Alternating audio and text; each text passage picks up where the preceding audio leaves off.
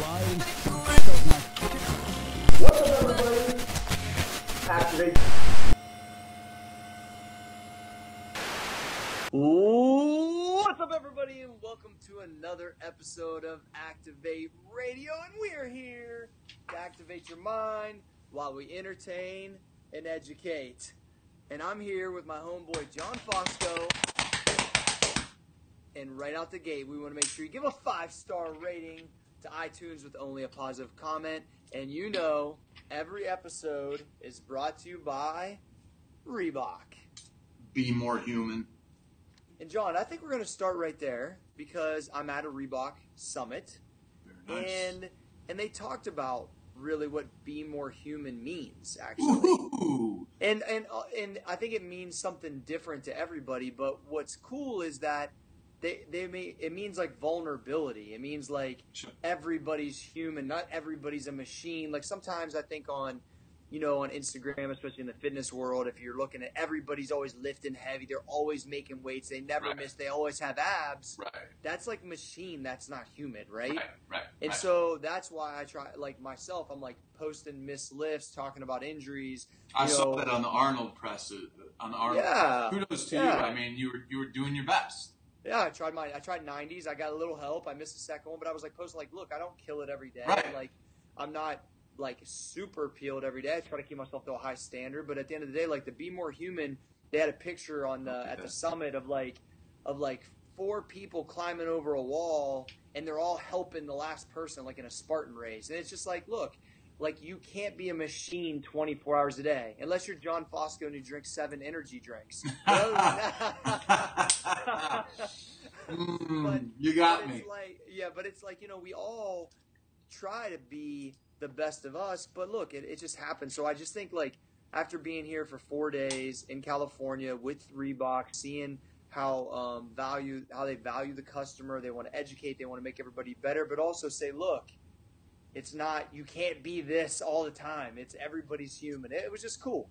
It was cool. The one thing I do want to say about Reebok, and obviously you have more experience with them than I, is the one thing that struck me like amazingly about them is you think big company, you think big money, you think big revenue. Their focus on catering to the athlete and giving the athlete what they want and what they need and tailoring their approach to product around the athlete.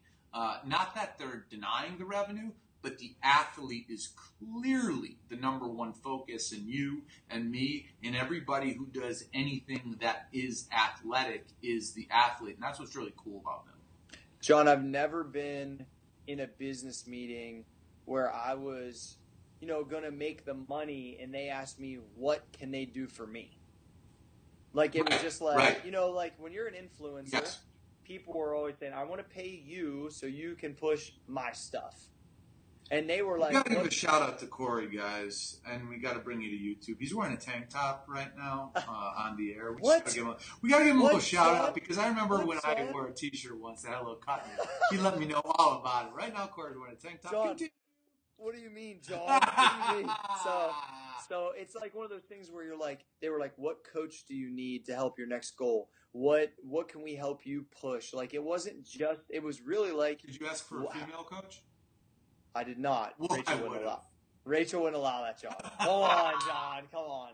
But, here's the thing. Like, one of the things I spoke to them about was helping me kind of progress my fitness as a fitness personality. And so we have a relationship with Men's Health. And I was like, oh, that'd be great. I actually knew some of the people that were working there. And they set up something that I did yesterday, which was shoot Instagram videos for Men's Health, which is kind of my step in the door, to do some things with them in the magazine and there else. And so it was really cool. So Reebok, look, guys, when you're supporting Reebok, they're supporting us. They care about the athlete. Oh. Everybody cares about the revenue, but at the end of the day, like, they really actually care, and that's just really it's really refreshing, and we're excited to have them on board as a sponsor. And outside of that, think about this for 1 minute, guys. They took a enormous financial chance on the UFC, and I know we have a lot of big UFC fans that listen, and no one else did. Reebok did, and that elevated the sport to the next level. So I think we all owe Reebok a debt of gratitude if we're a UFC fan. Yeah. So, John, I want to use this chance to, me and you, or you and I haven't got a chance to talk that much because you were traveling last week. I'm traveling this week.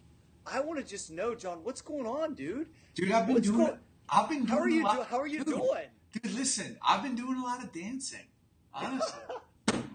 Jeez.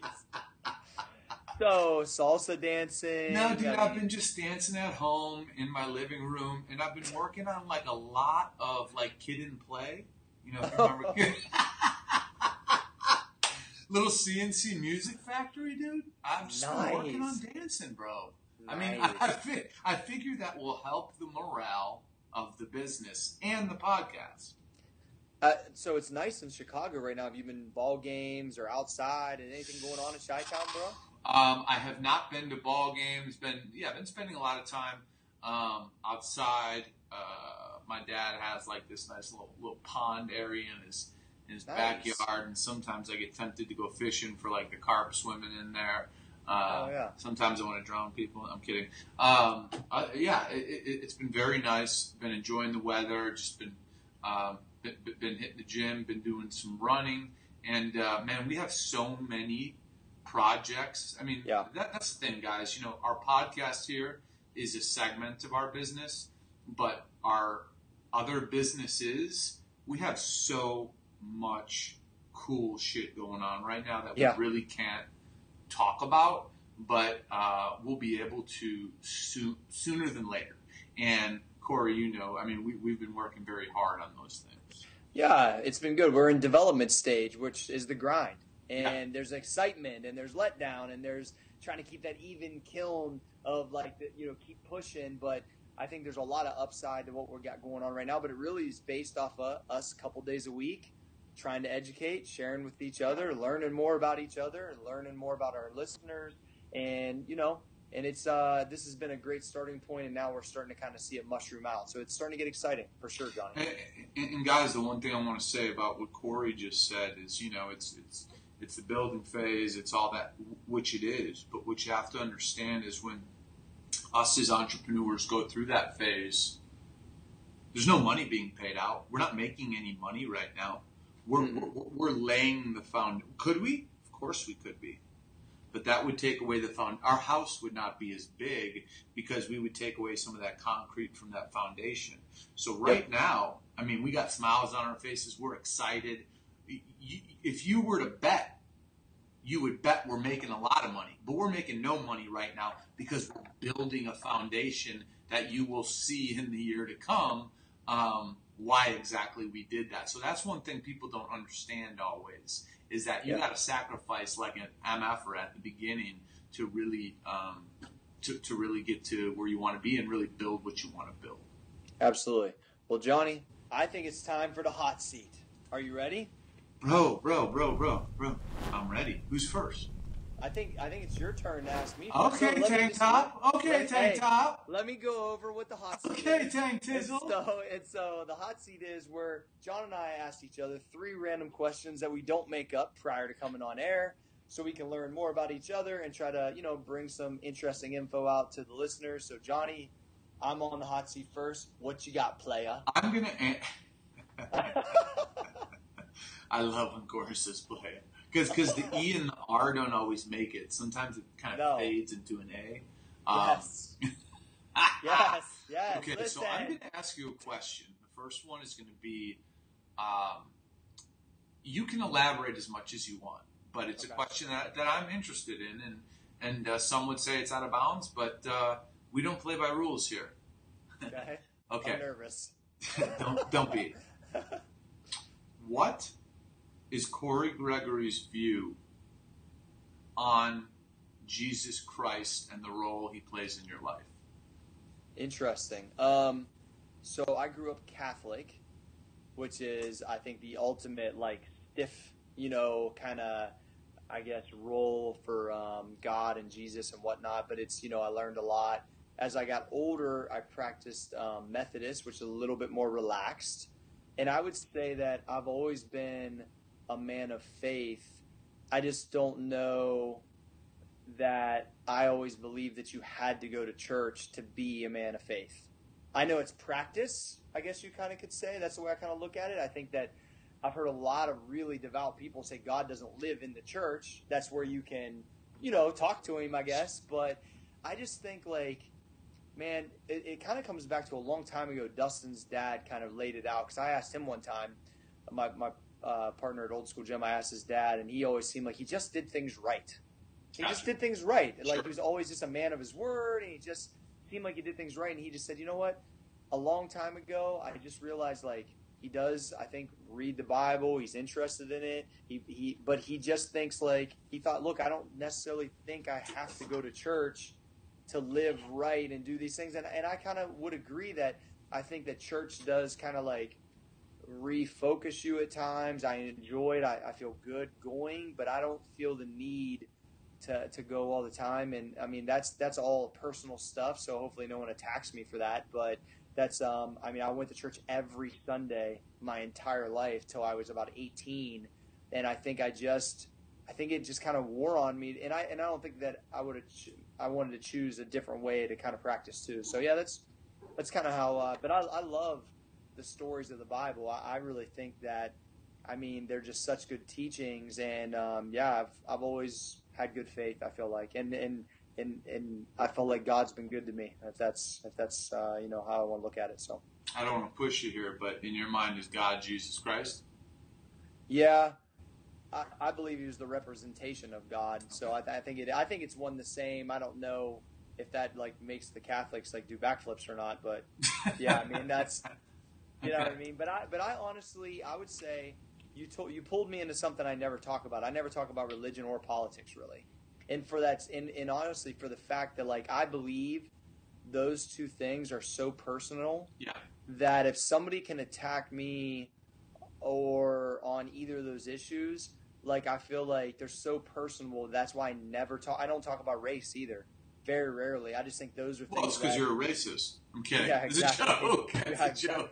So I just think that those are three things that I've kind of stayed away from, because everybody feels so strongly one way or another that you're going to disagree with so many different people that it's just not worth it, because there's so many more things we could be talking about. You know what's interesting, Cory, and the reason I did bring it to you is because I believe religion, spirituality, politics, those are some of the most important things to talk about in life, but we cannot talk about them because people, for some reason, don't respect others' beliefs. So if, for example, if you said something that I completely disagree with, right? Yeah. Like, I'm always going to respect your faith because it's yours. It's correct. Like, I ask all of you, why can't we have these conversations? The only reason we can't have them is because we're all too fucking ignorant.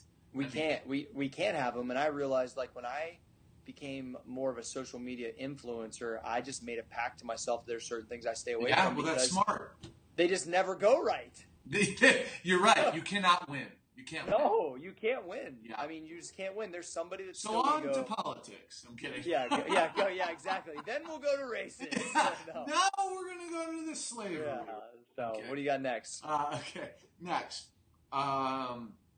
It's 11 p.m. The kids are in bed. You have some alone time, or it's 4:30 a.m. You have some alone time. You're online. You're not working.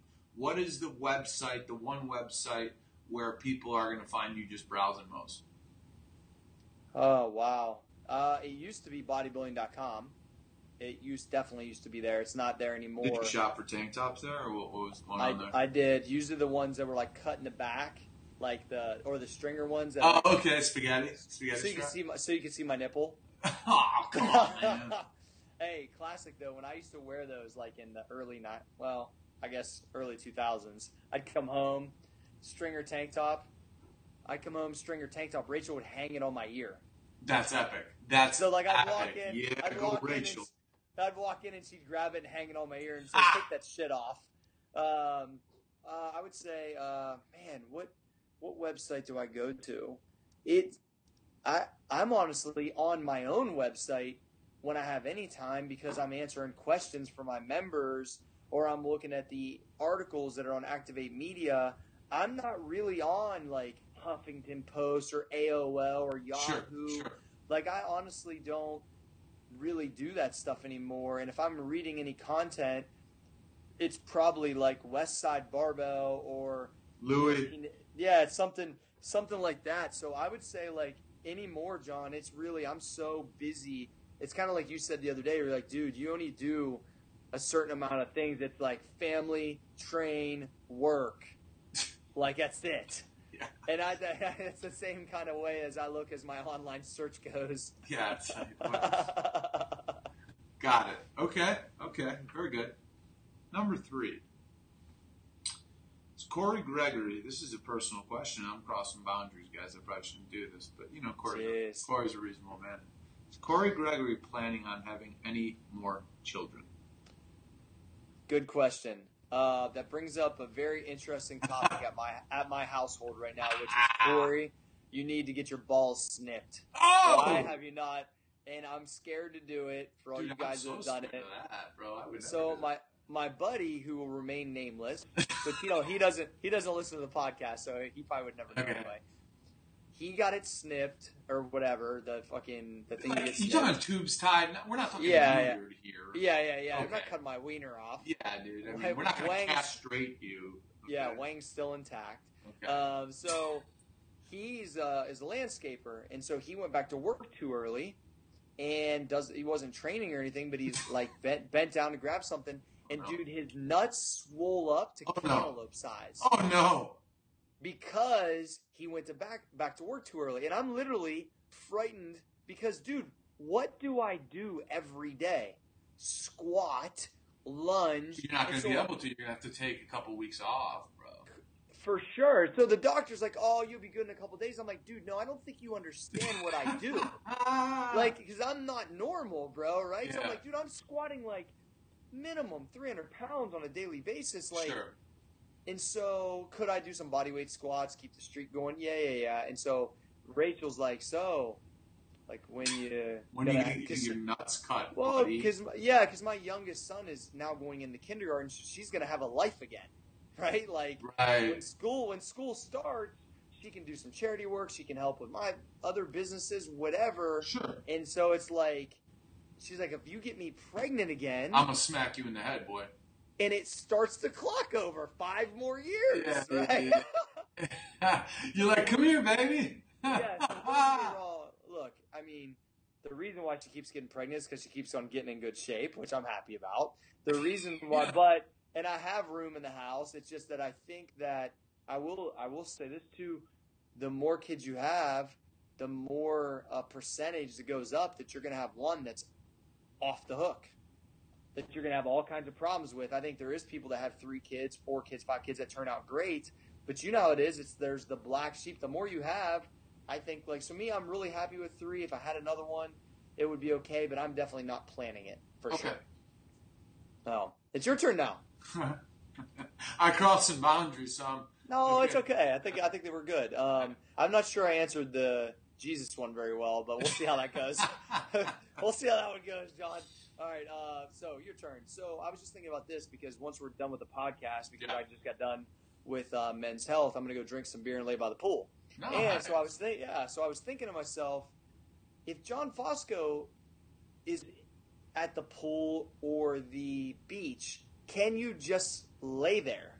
So there's some people that they're high strung like you, but when they go on vacation, they like shut it down. They can lay on the beach for like hours, right? Yeah. I'm not one of those people, but I was interested in your take. Like when you go to a beach, what happens? Yeah, what happens is very simple. I'm some people call me an amphibian.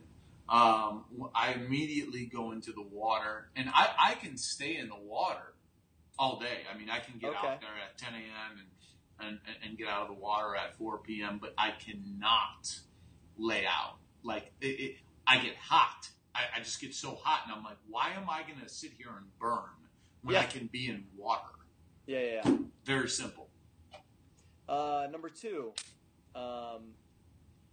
as we both have flown to the West Coast in the last couple weeks, what and I actually enjoy that quiet time to some degree to work on things. Like, what is your go-to on a plane? Is it movies? Is it work? Is it sleep? Is it reading? What do you do with those West Coast trips that, you know, you do pretty often? I medicate myself so I can fall asleep. Also, you sleep. Dude, I'm extreme. Like, I think that I always fall asleep before the plane takes off. And really? I literally get woken up when we hit the ground. It's amazing. So you don't even... Oh. You don't even... I don't even experience it. All I know is I wake up and I'm like, fuck, my neck. Jesus. Because you had broke neck. And I can tell because of the taste in my mouth that like I was leaning back and my mouth was open and shit. And I'm like, oh man, like, you know, because whoever was sitting next to me is probably like, oh, look at this pig. You're that guy that's got his mouth open farting while everybody else. Oh, I'm not farting. Those are fake words. That's for you messing with me.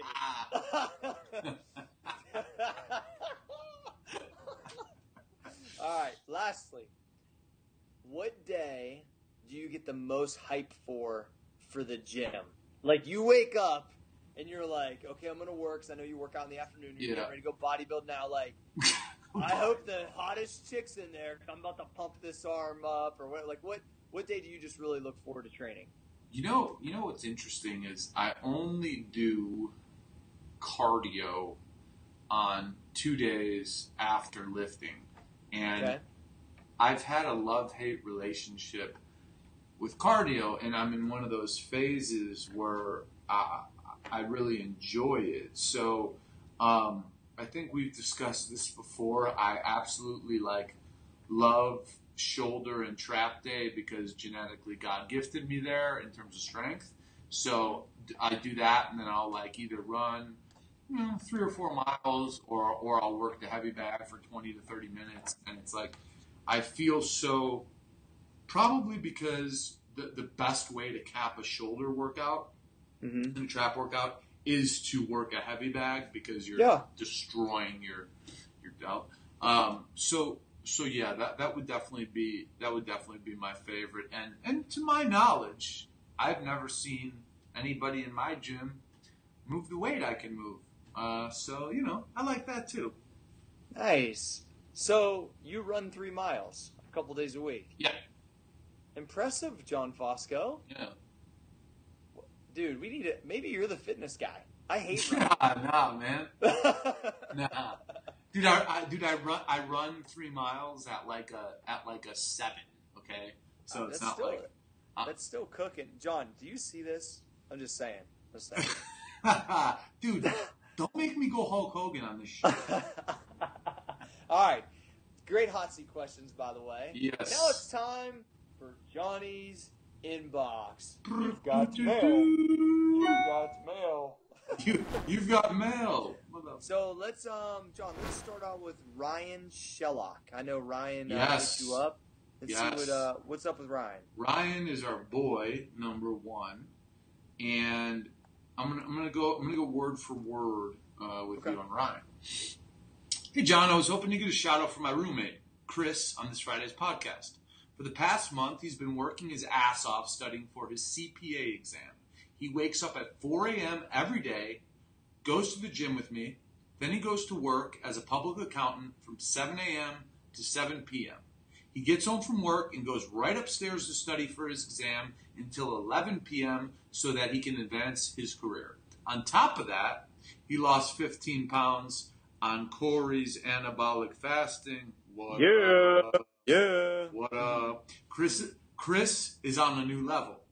And then here's the best part. I didn't respond to that because I was planning on responding to it live on the podcast. Sure. So Ryan took it upon himself to say, hey, John, just following up on the message I sent you yesterday. I love it. Because I've learned from your podcast that persistence is key.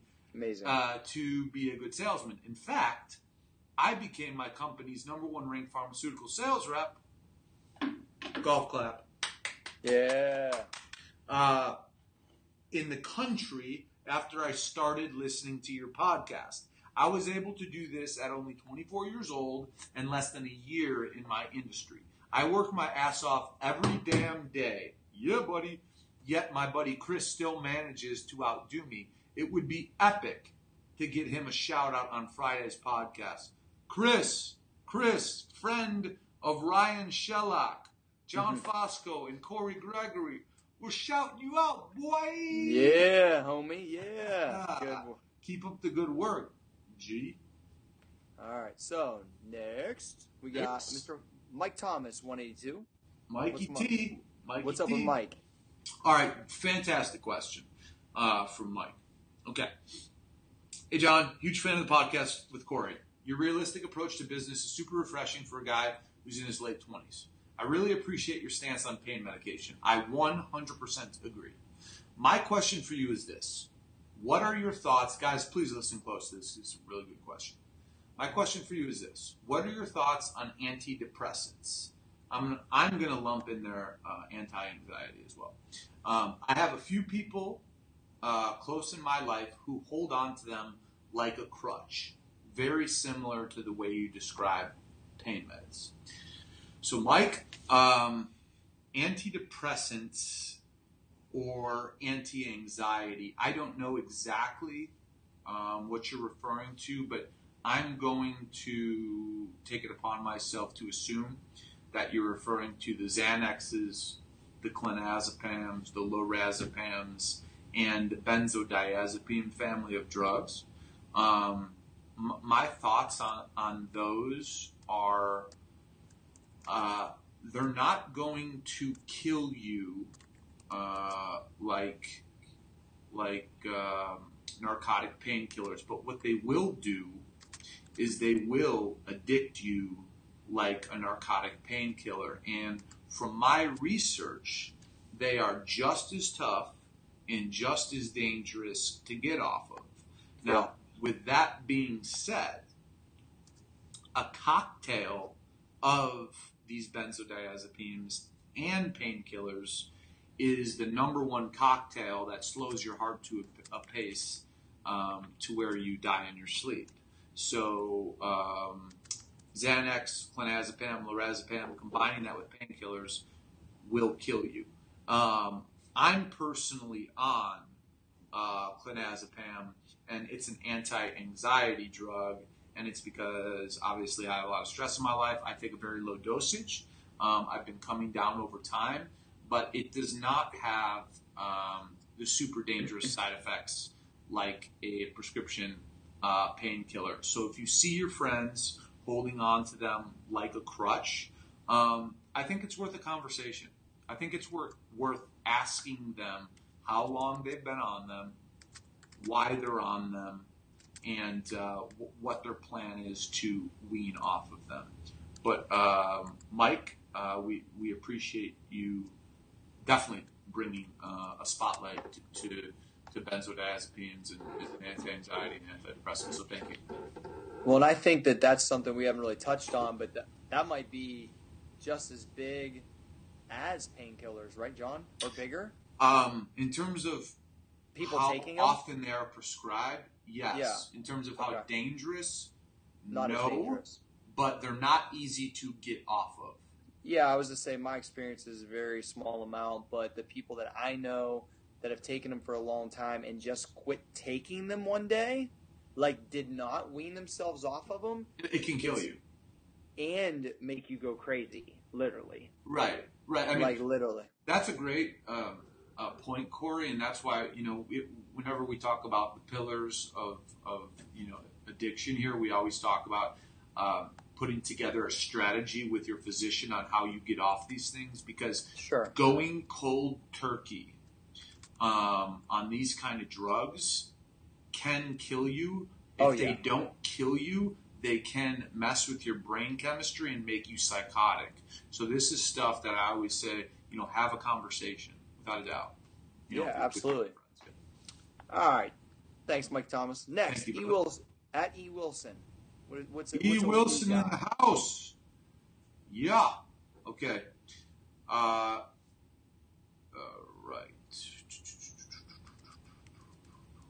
Okay. What's up, John? I was wondering if you and Cory G could talk about network marketing companies. Your thoughts and opinions. My mom has been doing it for 3 years now and has signed me up under her. I'm clearly not as passionate about the business as her, but do enjoy using the products. I would just like to hear yours and Cory's thoughts. I don't believe it's for everyone, but it seems like they keep trying to push it on me from time to time. Thanks, and God bless. I think me and Cory can both drop some knowledge here. What I'll tell you is this. You answered your own question in terms of your involvement, right? You said your mom's been doing it for 3 years, but you're clearly not as passionate, right? If you're clearly not as passionate, this, you need to know, is not your career path. But what you can learn from network marketing is what I like to call, guerrilla style sales tactics, where they're extreme, man. Those guys are aggressive, and they will go out and they will move units. So there is a lot, while you are entrenched in network marketing, there is a lot you can learn from it. So while you're there, try to learn as many sales lessons as humanly possible, the biggest being contacting people cold and not taking no for an answer. Teaches you how to say no because, teaches you how to say no really, or people say no so often in network marketing that it absolutely makes your skin thicker. I've been in 4 different network marketing companies. I made some money in a couple. I recruited well. I never got one to so-called pop.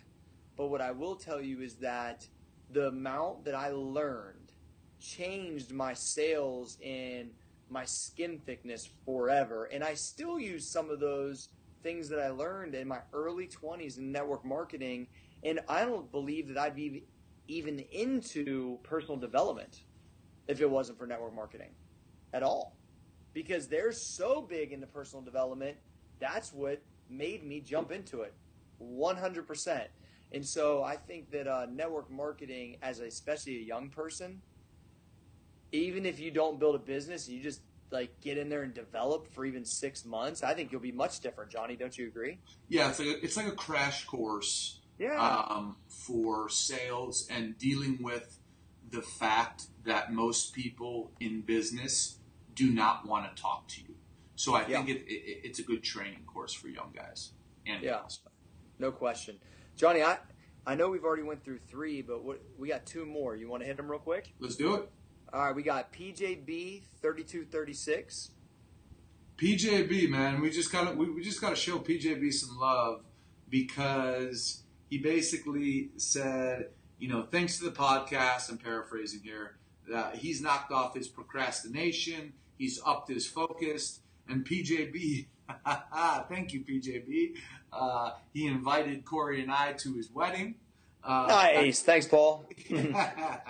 Thank you, Paul. And he started classes to get his master's along with his fiance. So we congratulate you on your fiance, your upcoming wedding, and your master's classes. Good work, brother. Nice. And lastly, we got Jacob Bed.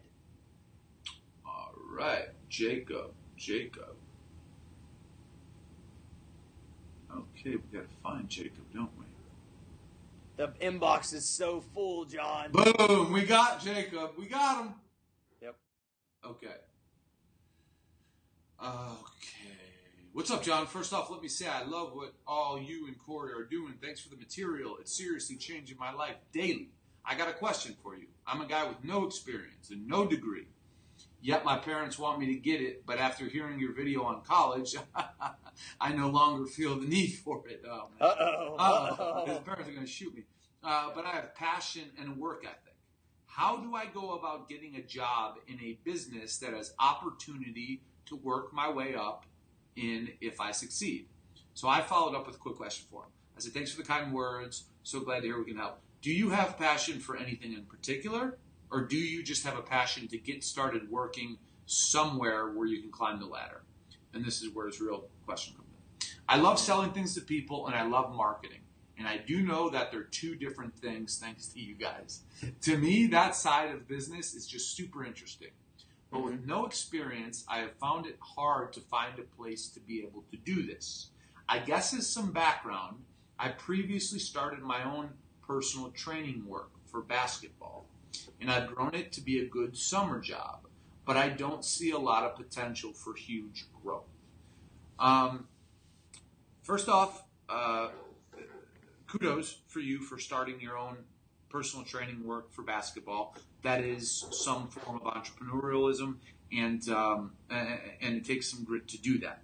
Now, it sounds like you want to get into a system where you can grow, and it sounds like, based on what you have described, you want to climb the ladder. And I think we've talked about this a couple times on the podcast, and that is, if you can check your ego, if you can not worry about your friends, and if you can go to companies where you know there's immense corporate growth and a huge ladder, i.e. Home Depot, Walmart, McDonald's, and the list goes on. If you can go get an entry-level job there, and don't look at it as a job, okay? Look at it as a career. Look at it like they hired you out of college. It doesn't matter if you're making $9 an hour, because if you take it seriously, you can climb your way to be a store manager at Home Depot in a couple of years. Do you know what store managers at Home Depot make? They make anywhere from like $120 to $180, okay? That's really? Serious. Oh, hell yeah. Wow. Hell yeah, they do.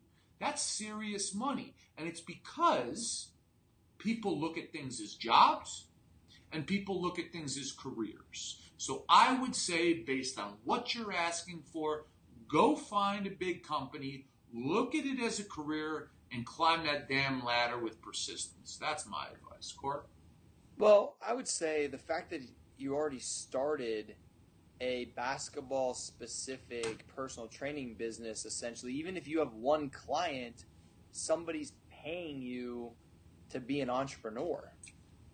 And so I think there's some value in that you had the initiative to do that. And I literally just met a guy here where I'm in California that his whole business in Scottsdale is that. And he says it's awesome because he played Division II basketball. He loves working with the guys from high school, younger, and all the way up. And so I would say yes if you can get into a system, but if that's really your passion, I would just look at it pretty hard, because that sounds like you must really like that, or that wouldn't have been the first thing you started. That's Sure. my take on it. Sure. You know what I mean? So I think you gotta take a hard look, or do both. Exactly. I think the beauty of what Cory said is, if you self-admittedly have a kind of a small PT business for basketball on the side, do both. Because if you start climbing fast and making good money and enjoying the big corporate atmosphere, boom. If you start growing the other side, boom. Yes. But you can do both, so do both. That would be the Activ8 recommendation. Dun, dun. Yeah, absolutely. You ready for a fitness tip, Johnny? Not without a toe spike, buddy. Well, I know toe spike, but I'll give you the... Oh, God, man. Do I got to come over there and help you peek out, or what? What's going on with that, John? What's going on with that? So, my fitness tip today is, travel. Travel is like one of the things that people always bring up when they're like, dude, I'm trying to do so good, but I'm just traveling all the time. That's traveling all the time. I say that, yeah. Yeah, well, there's some merit in that, in the fact that, like, look, I not only was traveling, but I was in a system with Reebok to where they're buying the dinner. You can choose, but I you couldn't really change. Like, maybe the dressing was already pre-made at the restaurant when I went. I did come to my room one time during lunch because they didn't have anything I could eat, because I'm trying to look halfway decent on Men's Health Instagram today or yesterday. And so I would tell you, in normal scenarios where you can choose, whether it's fast food, whether it's at the restaurant, that is an excuse that I'm just traveling. Yeah. Now, is it you're out of your norm? Yes. Is it prepared a little differently? You're not in a system. Should you be drinking at the airport on a Tuesday? Of course. So there's one of those things that like, just because you're traveling, still follow your guidelines, still keep your stuff in check. Realize everything you eat is probably going to have more sodium in it. Everything you eat is probably not as quality. It's going to be a little different. Like I have to stop at Wendy's and get hamburgers without the bun because that's the only thing that's available, or stop and eat beef jerky, that not the brand I normally eat. I mean, look, it just is what it is. But I would just say, like, at the end of the day, if it's important to you and you don't want to eat a bunch of bad food, jump on a plane, swell up, and get off to where when you take your socks off, you got sock marks. Which it's happened to everybody, including myself. I would say that don't use it as an excuse. Try to execute the best you can, and try to follow your same principles. And that traveling makes it more difficult. I really believe, like today, I looked pretty good at the shoot, or yesterday I could have looked a little better, maybe because of those type of things. But you just do the best you can, whatever level you're at. When you're doing the shoot, in your head, is that song by Right Said Fred, "I'm Too Sexy for My Shirt"? Is that playing in your head when you're doing the shoot? Well, first of all, most of our listeners probably have no clue what that song is. Go to iTunes and look up Right Said Fred, "I'm Too Sexy for My Shirt." And he's wearing Johnny's favorite shirt. Doesn't he wear like a fishnet shirt or something? Yeah. It's a terrible song. But it's so bad. No, but you know what? Like, I definitely felt like I was a hair off, although I don't think I'm very like hard on myself because I've done this for so long. Did I look just fine? Yes, everything will be fine, whatever. But I think it's probably like a good fighter. You go in and you won, and you're like, damn, I want to win by knockout, not by submission in the third. I want to knock you out in the first. You wanted flying the 10 seconds in. Yeah, so I think you always keep yourself to a different level, but be more human. That's what Cory, I got to ask you, did you have – see, I love these niche terms that the bodybuilding and fitness world uses. Did you have a Christmas tree in your back? I love that's a given because I always have the Christmas tree. That's no problem. That just happens in my life at this point of my career. Did you have boulders? I love when like you see big jacked up dudes in the gym. What are you working today, bro? I'm doing boulders. Yeah, I definitely don't have boulders. That's more your thing, John. But you know what? Look, at 37, men's health is like right in the demo for me now. I think it was a good start to the relationship.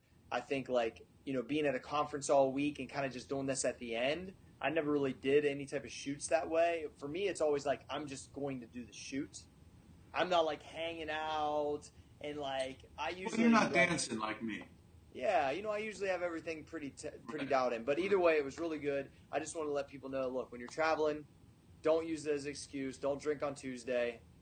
Get it together. Do your best. And now we'll go on to business, Johnny.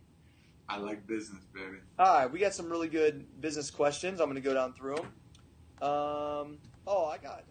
There was one that kind of came up with me that I was going to ask you about, John. Yeah. And I think a lot of people will see value in this. Like, sure. When you put together a venture, and we've all had this happen to us, but I want to hear your take. And this was really hard for me in the beginning, is that because I would take it to heart too much, is that literally, especially when it becomes more people know about it, and not just haters, but just the fact like that you can't make everybody happy, right? Like there's no possible way, right, John? And so how have you either dealt with that? Sure. Or what's your advice to people that are like, I own a restaurant. Great question. Now I've got 500 people coming through the door where it used to be 100, and now I've got 3% of them don't like me no matter what I do. Right. And I think I'm trying hard, but they still don't get it, right? So tell me. So this is the metaphor I use, and if people don't like it, then it's too bad, right? So a business is like a child. For those of you, I don't have a child, but I understand the importance of a child. Every decision that is made for the best of the child's existence, the best of the child's health, and the best of the child's future. So when there's 10 personalities involved and someone wants to, let's say, have an office closer to their house. Well, does that benefit the child if that office is going to cost $700 more a month when that $700 could be going towards, metaphorically, the child's college fund, i.e., maybe another piece of labor. So when people are battling, normally they're battling in their own self-interest. When you come together on a venture, the venture is the infant. And the objective is to grow the infant big and strong. And it's very easy, at least for me, to put that into context when making decisions, because a lot of people like to take, whether it be revenue or startup capital, and move it their way to make it more. Bro, it's not about you. If you want to be part of this team, like, the first thing you have to agree to is that you want this child, aka the business, to grow big and strong. If you're always going to be trying to scheme on it to help your life, dude, get out, man. You ain't a team player. Man, this is a family, and the business is the child. So that's kind of how I look at it. So that seems to be – so do you also have that same feeling from a consumer standpoint? Let's say you're in a consumer – like an MMA stop. Okay. MMA stop started blowing up. Okay. Did you ever get like, I don't like the way you do this or do that? How did you react? If the masses were fine with it, but you had a couple people that weren't, how did you treat that? Well, I think if you have a volume of consumers, you know what I'm saying, and there's 3 or 4 complaints, it's like taking the good with the bad, you know what I'm saying? Yeah. But if there is a consistent complaint, then you have to take a real look at it and say, like, is this a flaw in the business? But you cannot change course if 3 or 4 people out of, let's say, 50,000 customers make the same complaint. That's reactionary. I believe business should be proactive. So, but if I had 100 customers saying the same thing about my web software or the functionality of my website, well, then I would have to take a real look at it and maybe spend some money on building it out a little bit more efficiently. Yeah. So what I'll tie it back to is, at Muscle Farm, you'd release a flavor, right? Sure. And so 100 people would be like, green apple's amazing. Well, 3 people would be like, it sucks. Right. And so you're like, okay, what if that becomes 30 out of 100? Then we got a problem. But at 3 out of 100. If 3 turns into 30. I'm talking a 30. Yeah, if it becomes like the next 200, then you release another 100 and it's 30 out. Like, basically, if that number grows, then you have a real problem. But you have to look at a percentage game at that point, right, John? Yeah, Is that kind of what you're saying? Yeah, I think if you're talking about a flavor, right, it's like, okay, green apple, right? 3 people versus 100. Okay, that means 97% like the green apple. But guess what? I would be shocked if it was 97%. I would expect it to be maybe 65% because it's a flavor. And in ice cream, it's personal. Well, not only that, but it's like, think about Baskin Robbins, 31 flavors. Like, if you're going to put out a product that's flavored, you have to have different flavors. Yes. You know what I'm saying? Yeah. All right, next. What do you believe, John, is the biggest mistake people make when they first develop a business? They underestimate the amount of capital it's going to take to succeed. I mean, I've done it. I've seen it done. It is stunning, and typically where people struggle the most is, let's say the business works, right? Yeah. If the business works, you need more people. If you need more people, you got to pay them. Well, guess who doesn't get paid? The equity, the shareholders. So it's like, it's this weird dichotomy of like, wait a minute, it's working, but I'm not making any money. And what a lot of, let's say, inexperienced business owners do is they almost put that on the employee. Like, well, you're taking home $10 an hour. I'm taking home nothing. Well, it's like, bro, They're employees. If this business pops and it's sold for $50 million, they're getting their $10 an hour, dude. So don't ever take it out on the employee. It's your choice how you run your business. But everybody, if you think you need 100,000, you need 200 or 300,000. You always need more money than you think. I think most people underestimate the capital and the time. Oh, yes. Yeah, time. Like, I think those are the two biggest things that... Wait, bro, I want to go fucking camping this weekend. My girlfriend is fucking graduating college. Well, the business needs you. But shut up. The business needs you. If it doesn't have you, it's not going to function. So you're going to have to tell your girlfriend to throw that cap really high in the air, and maybe the wind will catch it and blow it your way. Okay? That's it. Well, the big thing is like, dude, if your business is struggling, you should never be going camping. Yes, that's the point. I mean, no question. You haven't earned the woods. Dude, you got to earn that shit, boy. Listen, as John says.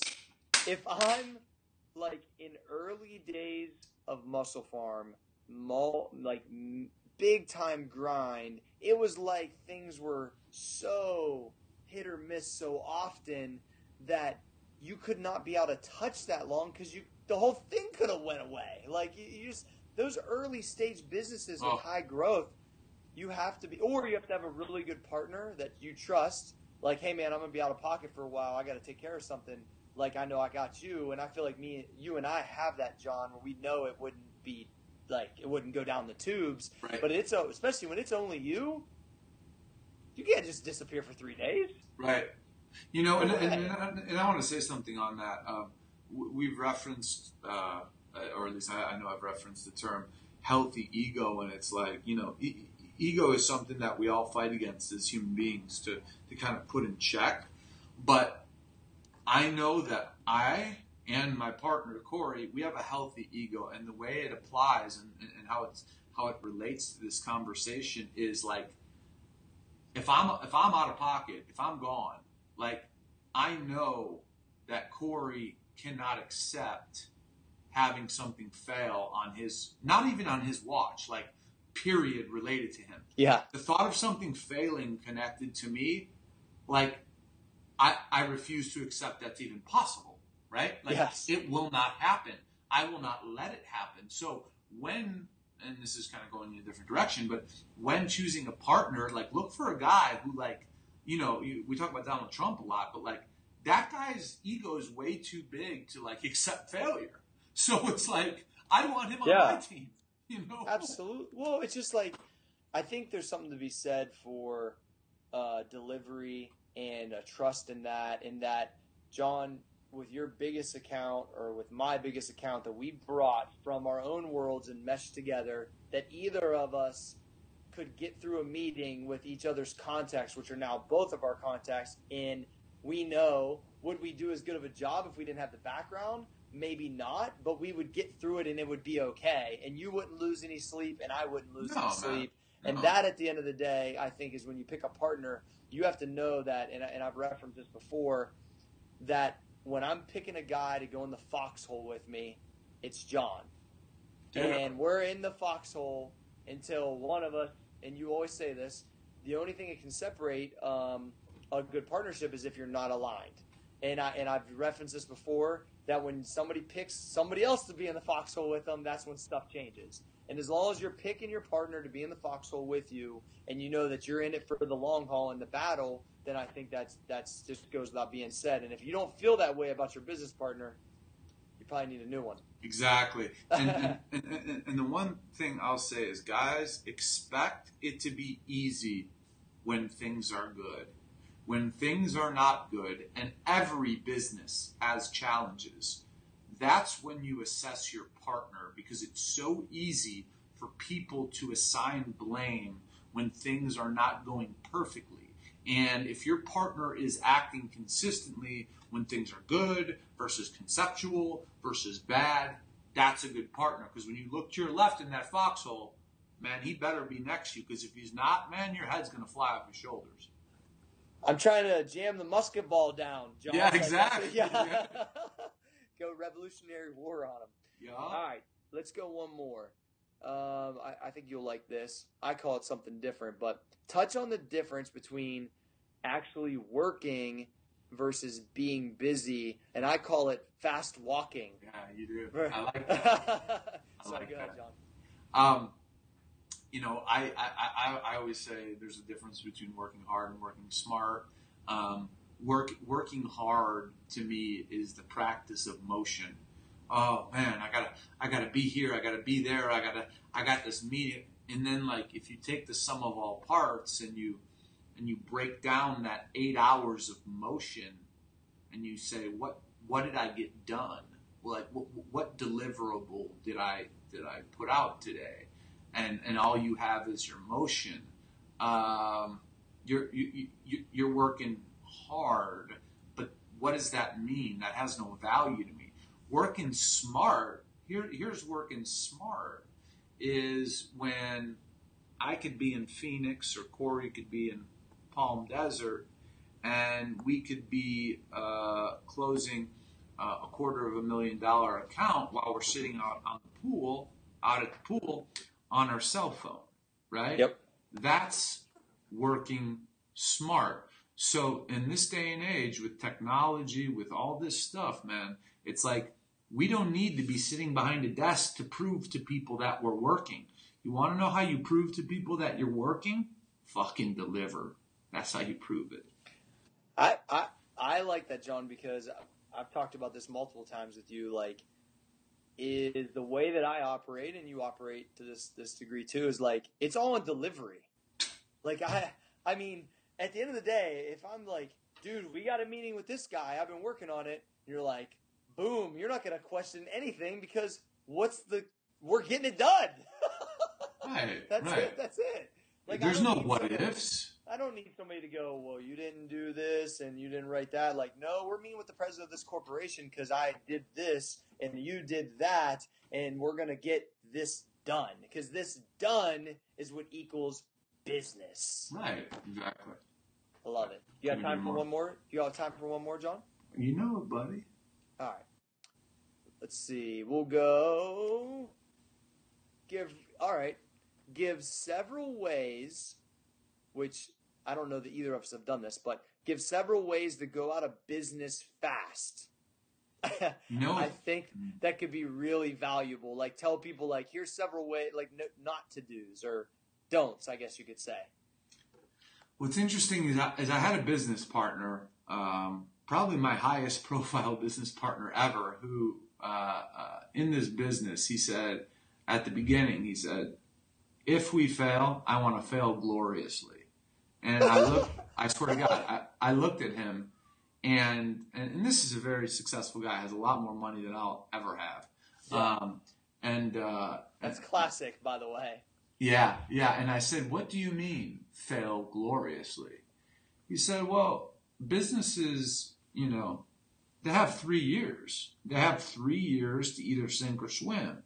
And I don't have 3 years because I invest in a lot of businesses. So we're either going to hit this thing hard or we're going to burn through all the capital in about 1.5 years because I want to either fail gloriously or hit a home run. And I had never, ever, heard that. So I think if you want to get out of, what was the question? Get out of business quick? Yeah, like what's the don'ts that's going to send you out of business quick, basically? What's going to send you out of business quick? Yeah. Okay. What's going to send you out of business quick, I mean, is overextending yourself. Basically is saying, we're a business, we're a marketing business, so we need to have a Michigan Avenue office. So when a client comes in, they're wowed. Man, that's all the fantasy bullshit because, again, this day and age, business gets done when you're at the pool, when you're on vacation, when you're chilling in a hammock, when you're playing video games, dude. That's just the reality. Business gets done anywhere, anyhow, and you don't need an amazing office with assistants and meeting rooms and this and that to do business. If you're a major corporation, God bless you. God bless you. But overextending yourself financially is the killer. It's the killer. So and Cory, you could probably speak to that. So here, I'll tell you straight up. Retina display. This is what I'll tell you straight up is you cannot hang yourself out to dry. That's what that is.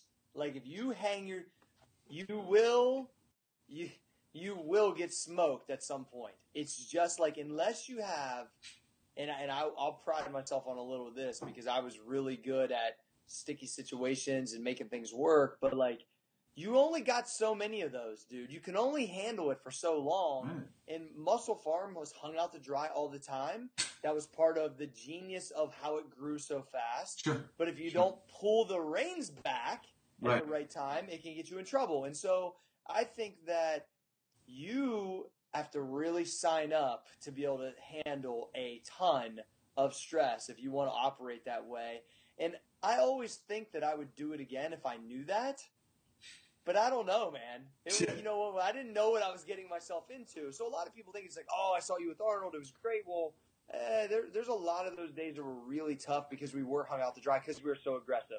So I would tell you that all those things are great, but I would much rather have an organic business that can pay for them, and it would be much better. So hindsight's 2020.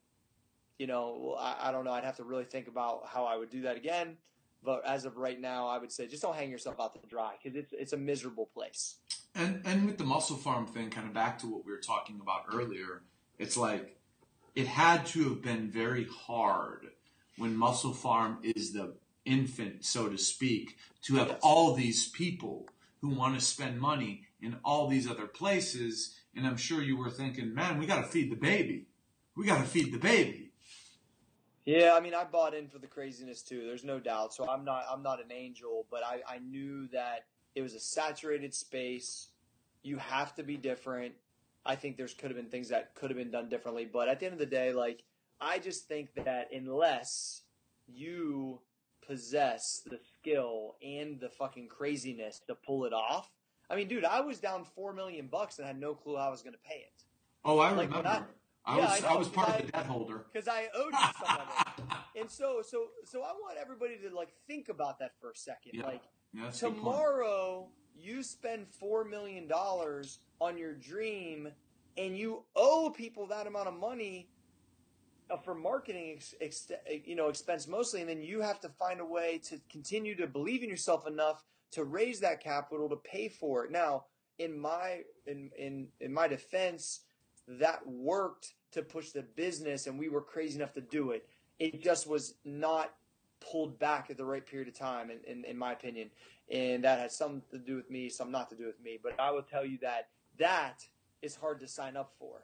Yeah. And even at 100,000, 25,000, it's all the same. It's still a high level of stress. And if you're not really prepared to do that, you can't hang yourself out. You got to grow organically and not be a maniac because you're just going to crash and burn. I should have crashed and burned multiple times, John.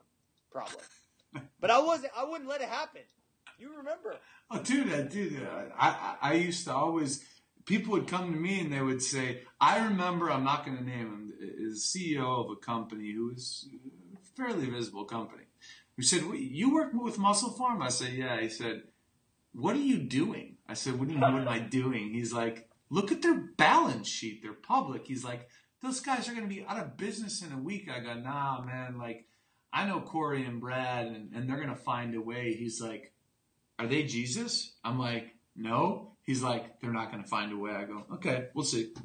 And somehow it kept growing and blah, blah, blah. It's wild. But I will tell you that the amount of stress, the amount of belief I had in myself helped out a lot. But it definitely is something that the average person would not want to sign up for, and I wouldn't recommend it. Let's put it that way.